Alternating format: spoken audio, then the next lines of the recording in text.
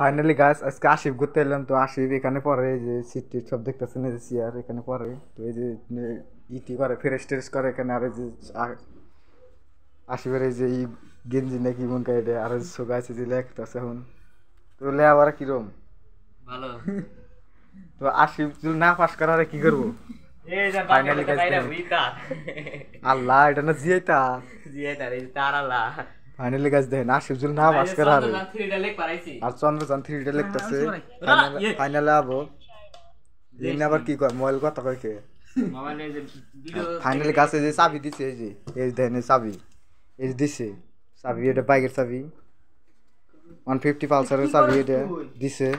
তো রেজাল্ট যদি ভালো হয় তাহলে চাবিটা দিব চালাবার নিয়ে দেবো, আর যদি রেজাল্ট যদি খারাপ হয় তাহলে এই যে দেখেন এটা কি